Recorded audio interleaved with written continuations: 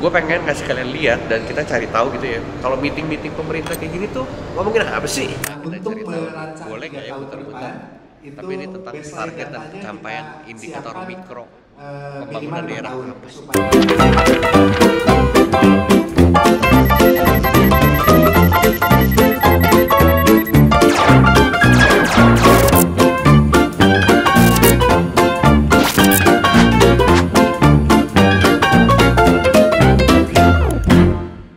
Jadi kemarin tanggal 2 Februari gue tuh dapat undangan dari Provinsi Jawa Barat untuk jadi pembicara di salah satu forum group discussion. Jadi mereka itu punya forum group discussion untuk ngebahas gimana caranya memanfaatkan potensi yang ada di Jawa Barat untuk diekspor. Dan kebetulan mereka ngundang gue untuk jadi pembicara. Nah, gue akhirnya berangkat sama tim tanggal 1 malam, itu berangkat ke Bandung dan nyampainya itu kurang lebih tengah malam, sekitar jam 12 malam. Gue sempat nginep dulu semalam di Trans Hotel yang ada di Bandung, Trans Luxury Hotel yang di Bandung. Karena acaranya itu tanggal 2 Februari pagi dan gua itu ngomongnya kurang lebih jam 8.30 pagi. Waktu awal gue dikasihnya kayak gitu, ternyata sempat direvisi, akhirnya gue ngomong di jam 11 siang. Tapi yang menarik adalah ternyata gua itu pakai baju polos. Biasanya gue tuh kalau pembicara-pembicara kayak gitu tuh cuma pakai baju polosan. Ya meskipun polos tuh minimal ada kerah gitu ya, karena gue berpikir ini kan acara pemerintah. Yang penting kerah, celana panjang, sepatu. Karena kan gue biasanya pakai baju polos, celana pendek, sandal jepit. Jadi gue pikir kayaknya ini udah oke banget nih standar gue. Ternyata di sana tiba-tiba nih pagi orangnya bilang kayak mas, tolong dong diganti bajunya pakai baju batik. Waduh, pusing gue tuh baju batik. Gue bilang gue nggak punya nih baju batik nih, gimana caranya kan? Terus dia bilang, tapi gimana mas? Soalnya harus batik dan akan dipanggil semuanya ke panggung. Terus gue bilang ya udah kalau kayak gitu saya beli batik dulu aja, karena posisinya di Trans Luxury Hotel itu belakangnya Trans Studio Mall. Jadi karena nempel banget, gue bilang ya udah saya lari dulu deh, saya cari batik dulu di mall. Dia bilang tapi nggak bisa mas, karena harus naik ke panggung. Terus gue jadi bingung, satu disuruh naik ke panggung, satu harus pakai baju batik. Akhirnya gue minta tim gue nih, videografer si Pe, tolong lu cari batik deh Pe. Gue naik ke atas. Nah pas gue naik ke atas, awalnya kan gue kan orangnya cukup pede gitu ya pakai baju polosan. Ternyata JPR juga, takut juga karena ternyata satu ruangan isinya batik semua. Gue pikir kayak wah gimana nih. Akhirnya gue cek si Pe lari-lari tuh. Ada videonya tuh si Pe tuh lari-lari.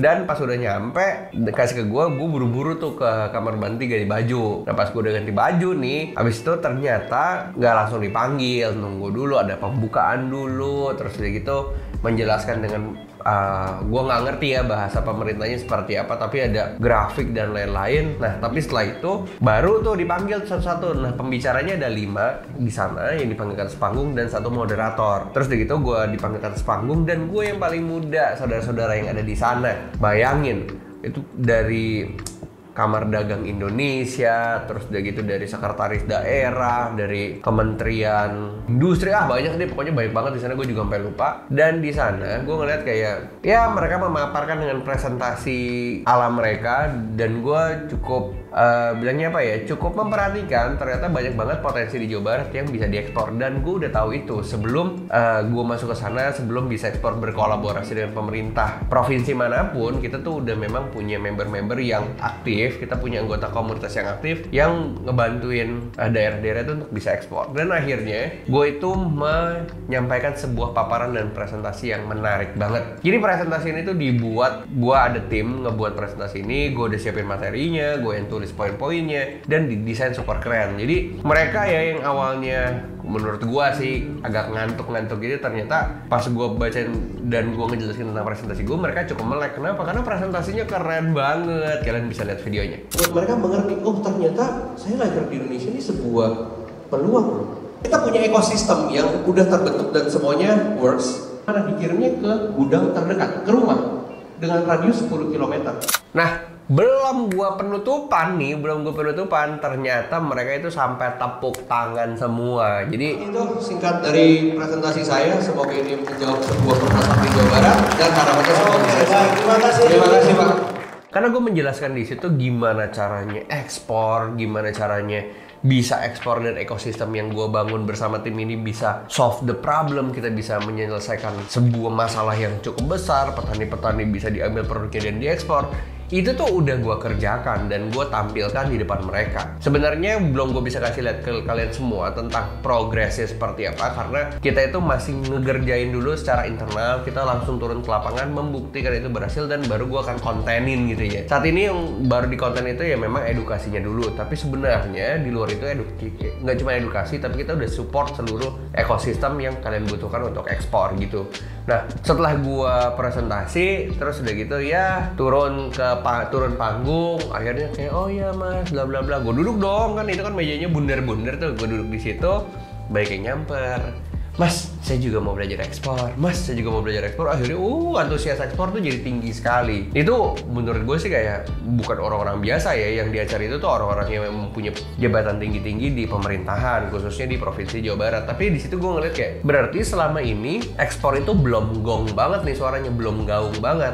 Buktinya mereka itu baru tertarik dengan dunia ekspor semenjak gue masuk ke dalam dunia sosial media. Karena kan dulu gue ekspor sendiri, nggak pernah gue kontenin kan. Sekarang ketika gue kontenin, banyak banget yang tertarik. Di situ gue terima, bilangnya apa ya, banyak apresiasi dari mereka. Sampai akhirnya gue turun panggung, gue ketemu sama salah satu komisaris dari Bank Jawa Barat. Nah, kebetulan, sangat-sangat kebetulan, gue itu memang pengen bekerja sama dengan bank lokal. Jadi misalnya contoh, gue ada project di Jawa Barat nih untuk meningkatkan ekspor dan komersial Jawa Barat. Petani-petani ini butuh dibuatkan rekening, karena gue tuh kalau transaksi nggak mau bawa cash ke petani, harus transfer. Nah, buka rekeningnya pakai bank apa? Nah, gue tuh mencoba bekerja sama dengan bank lokal. Contohnya di Jawa Barat gue pengen sama BJB, Bank Jawa Barat. Ternyata ada komisarisnya di sana, langsung aja gue tembak dan gue presentasikan tentang apa yang gue bikin, A, B, C, D, F, G. Akhirnya bilang, oh iya mas, terima kasih. Saya juga suka dengan konsepnya. Abis ini kita akan meeting lagi. Ya, gue langsung kayak meeting lagi ya, siap.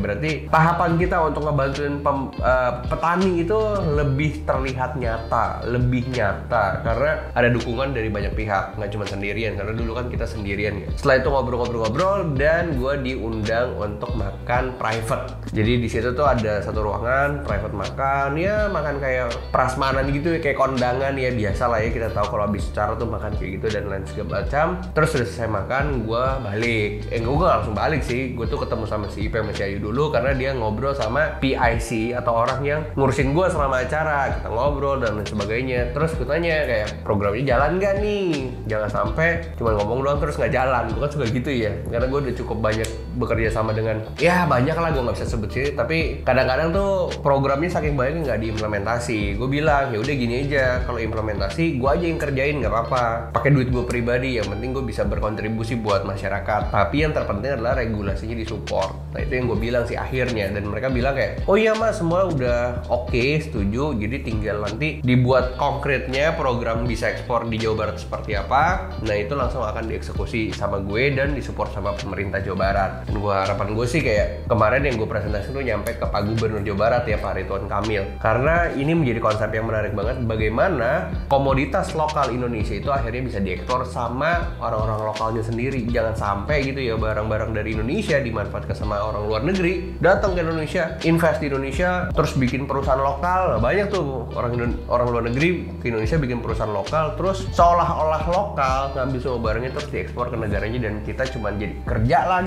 lagi terus saya begitu. Nah ini yang gue selalu edukasi, meskipun ya gue boleh curhat di belakang, edukasi kadang-kadang menyedihkan di Indonesia, karena di Indonesia ini gue paham nggak semua orang tuh bisa diedukasi dan mereka itu nggak suka diedukasi. Jadi mereka sudah bilang, alah bacot nih Julio, Julio ngomong doang segala macam. Tapi ya nggak apa-apa, karena gue tuh selalu menguatkan diri gue dengan haters yang selalu ngomong kayak gitu. Kita punya buktinya banyak yang sukses. Kalau yang nggak sukses, balik lagi itu masalah niat mereka. Setiap orang tuh punya kesempatan untuk sukses nggak sukses balik lagi ke tangan mereka. Tapi balik dari mereka kalau gagal tuh nyalahin gue, ya Julio bacot ya udahlah ya. Gue selalu ngomong ke diri gue, apa namanya, pionir yang besar tuh selalu digituin. Dulu Aqua juga jualan, mereka pada hate katanya Aqua lebih mahal dari bensin ya, tapi buktinya sekarang kita semua minum Aqua. Jadi perjuangan ini akan gue teruskan bersama teman-teman yang punya niat dan visi yang sama. Kita akan jalankan program-program di seluruh provinsi, di seluruh kota di Indonesia untuk mengembangkan komoditas lokal yang bisa diekspor ke luar negeri. Jadi harapannya dengan forum group discussion kemarin yang gue ngomong di Jawa Barat, itu bisa membawa dampak baik buat teman-teman yang ada di Jawa Barat. Dan kalau tidak disupport sekalipun tenaga tenang aja, gue bakal turun lapangan sendiri dan gue akan eksekusi sendiri. Tapi gue butuh bantuan teman-teman untuk support dan punya visi yang sama. Jangan sampai pemerintah nggak support, masyarakatnya nggak support, karena masyarakatnya terlalu banyak hate, terlalu banyak ngomong-ngomong yang kotor, hatinya kotor.